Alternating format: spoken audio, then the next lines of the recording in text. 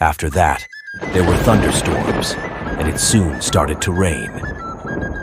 The sun shone brightly into Achebe's residence early on a gorgeous morning on the second day.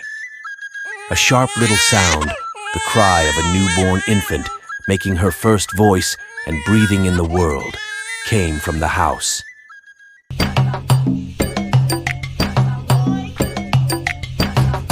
It was the voice of every woman's delight, born on that day. Her father was instantly filled with delight and gladness. A baby girl with black hair, complexion, and green eyes. The baby's neighbors were curious about what kind of youngster it was when they saw it. Her eyes were like a fairy's, reflecting the sky like a green-eyed newborn. An old woman who lived next to Achebe, who had not been well for about 18 weeks, when she touched the baby, she felt a warm feeling flowing through her body, a feeling she had never felt before. Her strength returned instantly, and she started to sing and pray for the infant. "Your child is a miracle child," she told Achebe, recounting the miracle she had experienced when she touched his infant. "I shall call you Isioma," the old woman remarked to the child. Achebe related what transpired to his wife. He narrated how the elderly woman recovered her vigor and gave their kid a name. Surprised, his wife remarked, "Isioma is a good name. Let's call her Isioma, which translates to blessed and fortunate one. A child named Isioma, whose eyes are like mirrors of the sky. Isioma has the power to mend broken hearts and comfort troubled spirits."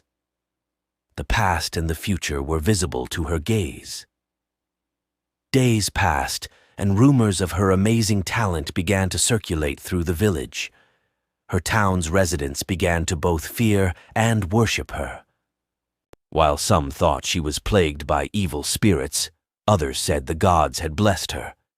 Isioma used her power to heal and assist others in her village and beyond, in spite of the conflicting responses. She gained popularity both in her own village and in neighboring villages. She could see someone's history and future in every glance. But even someone with her level of power can't always tell everyone what is ahead, and it wouldn't be right if she predicted someone would have a terrible future. She would advise the individual on what to avoid in order to get better as soon as possible. Isioma's gift was not, however, appreciated by everyone.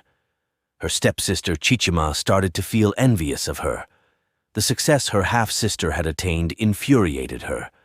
Chichima went to a nearby witch doctor one day, and they came up with a plan to seize Isioma's spiritual powers. Chichima promised Isioma's gift to the witch doctor in exchange for Isioma's weakness and helplessness. Therefore, the witch doctor handed Chichima some potions to spray in Isioma's room 3 times so that her powers would vanish forever when she breathed in and out. Isioma kept wandering the village, bringing happiness and goodwill with her. When she arrived home in the evening, she could hear whispers in her ears, but she was unable to understand their language. She entered her bedroom and dozed off, unaware that the whispering voices were a warning not to go inside. When she woke up in the morning, she was so exhausted that she was unable to complete her daily tasks. Isioma, who is most recognized for her healing abilities, used to make medication for people in need. The ill person could recover just by touching her. Believers would come to her small home, which she dubbed the House of Mercy, to adore her and offer prayers to their own deities. But that particular day she was ill and too exhausted to go out. She was asked why she hadn't left since the morning by Chichima when she entered. She inquired once again about her health. "My dear, I think I'm exhausted from work and I'm feeling really tired," Isioma answered. "I'm going to take today off." Chichima then remarked, "But you never stop being energetic, or do you have a pregnancy?" Isioma laughed and said, "Stop saying that. I'm not yet done with my calling. Besides, I still have a mother whom I call Mommy." They both laughed, and Chichima went out after pretending like nothing ever happened. Her followers assembled at her place of worship, anticipating her arrival, but she did not show up that day. Isioma had a horrible nightmare that night. She was unable to get up when she woke up in the morning. She made 5 attempts, but she was unable to move because her legs were trembling. Her skin turned dry, her legs were so weak, and she was unable to speak clearly. With no other choice, she threw a light at the door, breaking it with the sound of shattered glasses. Her mother hurried in to stand near Isioma's room, checking out what had fallen to the ground. She noticed Isioma sobbing on her bed and the floor-mounted lamp. She couldn't get up, so she told her mother, "I believe there is a problem with me." Her mother exclaimed, "This can't be," after being unable to accept what she saw. "I have never seen you like this since you were born. My child, don't cry. Permit me to get your dad." Isioma's mother hurried to her husband's place of business, where he sold hardwood tables and chairs, and informed him about their daughter's fate. They both ran back home quickly to meet their daughter still crying on her bed. "What happened?" Her father said, "Oh, my child, what has happened to you? Why are you in this condition? Oh, my child, who has done this to you? Oh, my child, upon all the good you have done, why has this happened to you? Oh, my child, has the gods forsaken you?" The truth revealed itself when her father was speaking, and Achebe asked, "Where is Chichima?" Isioma's mother replied, "She's not at home." "She must have left for work." Achebe replied, "Why didn't she check on her sister before leaving?" Her father, Achebe, then departed to find his daughter a remedy. Isioma's supporters and friends visited her home later that day. They were shocked to find her lying on a bed and appearing ill as soon as they arrived. She said, "I woke up feeling tired the other day and could not go to work." When they asked her what had happened, "I was feeling terribly unwell and was unable to walk when I woke up today. My skin feels quite parched." Her followers were taken aback by what she had stated. Some began to gossip outside, saying, "What if it's from the gods?" Others said, "It cannot be because all she has done is good," not knowing it was her stepsister's doing. Later that night, when her father returned home, he gave her some medication that he had obtained from a village native physician. She experienced some relief when she took it, but that relief quickly turned back into worse. Upon arriving home, Chichima's father confronted her and yelled at her. He replied, "Why didn't you check on your sister this morning before going out?" "I thought she went out already because she usually goes out early," she retorted. "I didn't check on her because of this." "Your sister is not well," he remarked. "She arrived home in the morning and is unable to move." After hearing what her father had said, Chichima went outside and said, "What? Why is that? What is wrong with her?" Her father answered, "We're not sure yet. The local doctor I saw suggested it could be stress-related and that it would go away on its own." Isioma was seen using walking sticks to get around the community 2 weeks later. One of the unpopular females in the community, Nkechi, started telling everyone about Isioma's walking sticks as soon as she saw them. The wonderful healer, the enigmatic child, is not feeling well. She is unable to recover from her own illness. She must have suffered consequences from the gods for her witchcraft. After witnessing her, a few other people questioned, "Why is she unable to heal herself? Or has she lost all power?"